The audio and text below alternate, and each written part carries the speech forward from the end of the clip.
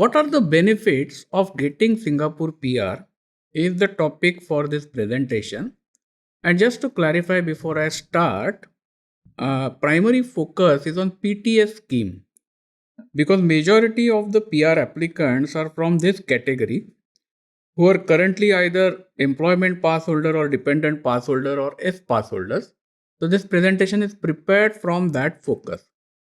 So let's move ahead. So the first most important point is about the flexibility.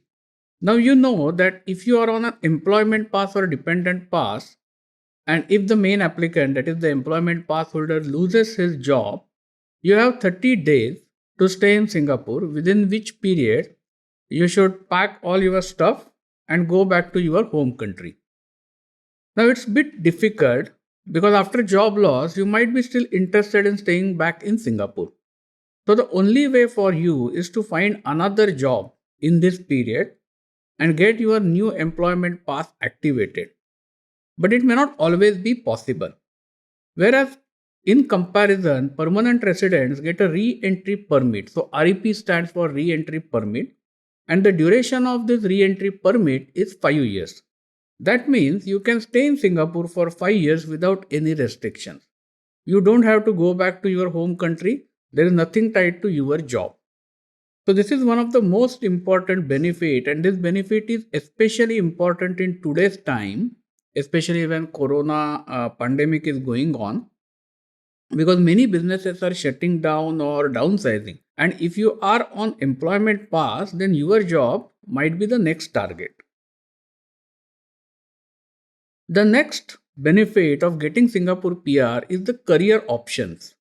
So as you know, if as an employment pass holder, if you lose your job, it is not easy to get a new job in today's market.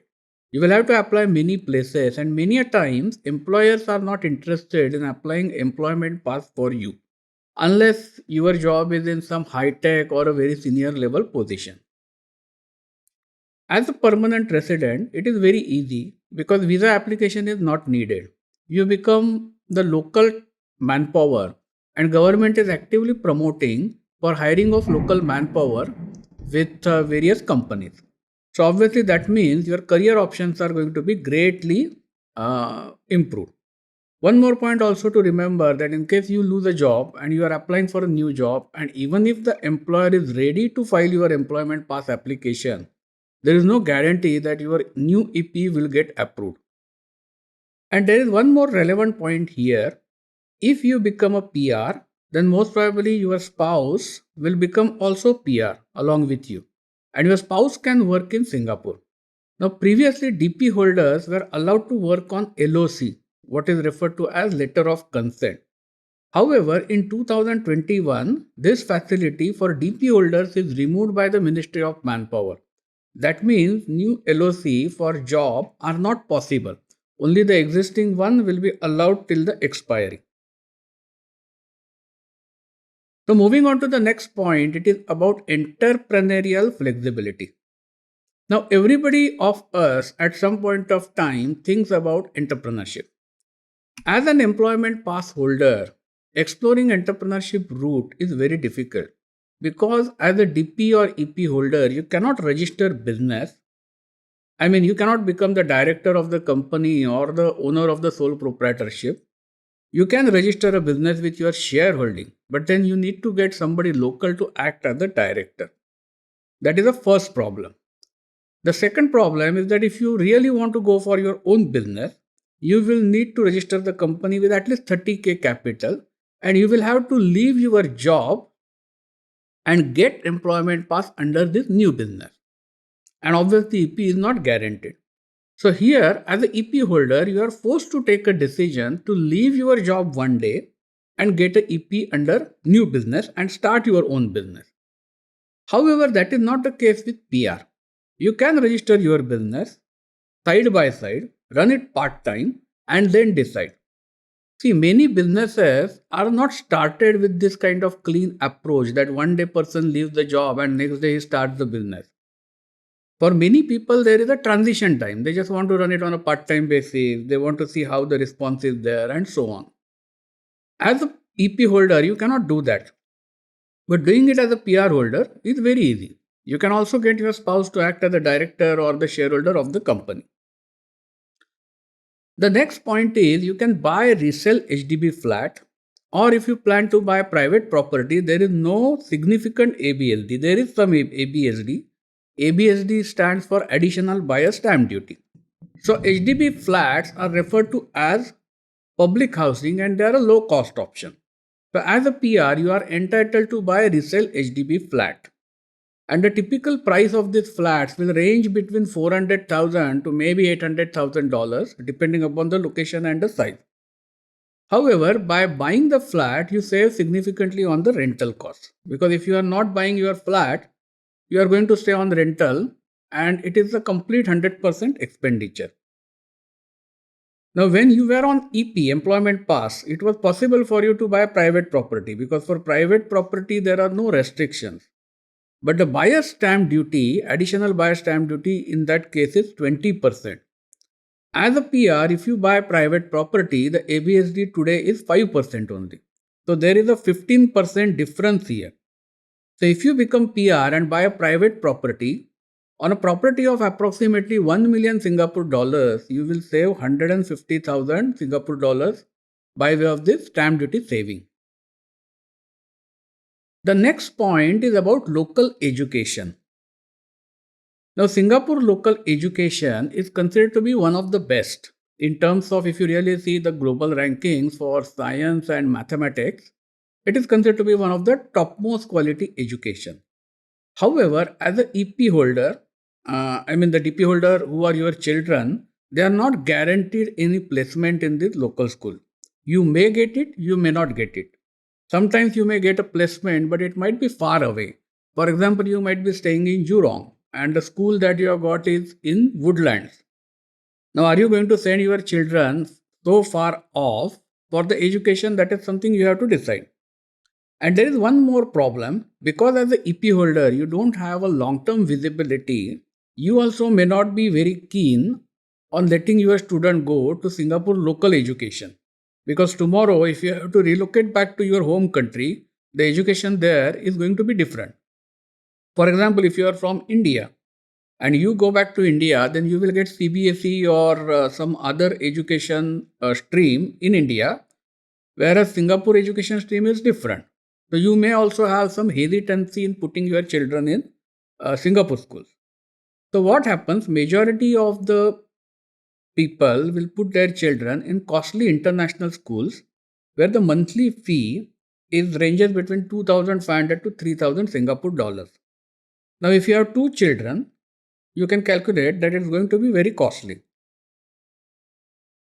As a PR, you get opportunity to go into the good schools in Singapore because in the balloting exercise or the allotment exercise, PR are at the second level. First, citizens are preferred and PRs get the second chance.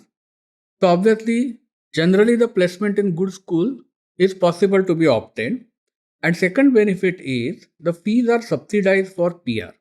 So here I show you the table for secondary school and pre-university. And as you can see, for secondary school, Singapore citizens pay $5. Permanent residents pay higher amount at $380. International students, that is the EP part, pay either 780 or 1450 depending upon their country of birth or country of citizenship. So as a permanent resident, you will be still paying more than Singapore citizens, but compared to the international schools, it is a significantly lower fee. Moving on to the next slide then, the medical facilities in Singapore are subsidized as a permanent resident. Singapore government hospitals are considered to be one of the best in the region, and actually many international patients come here for treatment. So in case anything happens to you and you have to go to the hospital, then depending upon your visa status in Singapore, you will be charged the fees. So here I am just showing you one consultation charges page from Singapore General Hospital. And you can see that normal consultation costs $39 for Singapore citizens, $59 for permanent residents, and for private patients, it will cost $146 and around that. And if you check complicated cases like accidents, fracture, and all that, in general, this is the trend. So you will see that generally medical cost goes up by 3 times as a private patient. The next point or the next benefit is Singapore permanent residency is a path to citizenship. Now you must be PR at least for 2 years before you can apply for Singapore citizenship. Now note one thing, Singapore citizenship cannot be bought.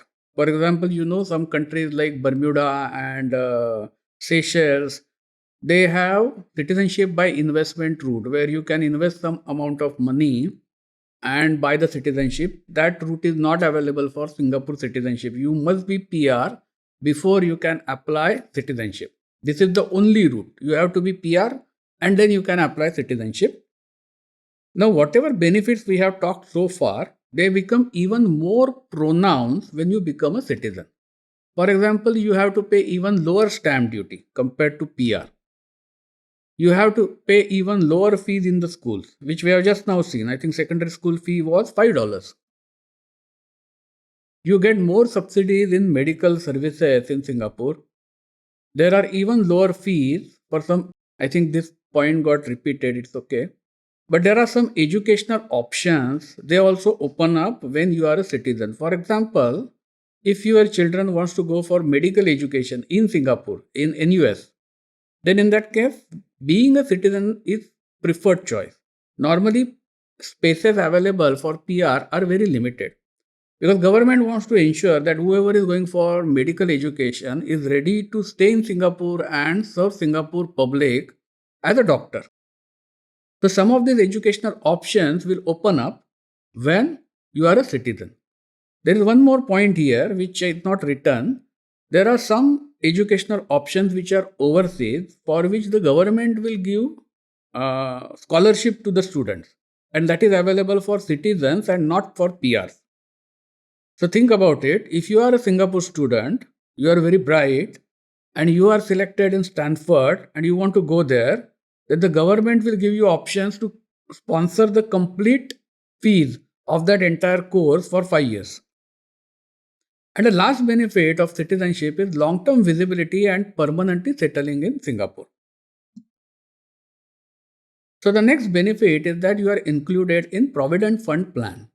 So it is a retirement saving plan. It is a compulsory plan. Every month, a percentage of your salary is deducted. On top of that, employer will add something, 17% or something like that. And that money will be deposited into your CPF. You can use that money for buying property. You can use that money for certain medical treatments, and you can use that money for your children's education. So it is not that it is completely locked and cannot be used, but the use is restricted. CPF also offers a good rate of return at 4%. So compared to what you will get with other banks in the market, the rate you get here is better. So it is a generally retirement saving plan, and after the age of 55, you will start getting annuities from this whatever saving you have. So in summary, becoming a Singapore PR can bring lots of benefits. So if you are working in Singapore currently on employment path, you should seriously think about it and act upon. Thank you for watching this video. Please subscribe to our channel today. PR Application is a leading immigration consultancy company in Singapore.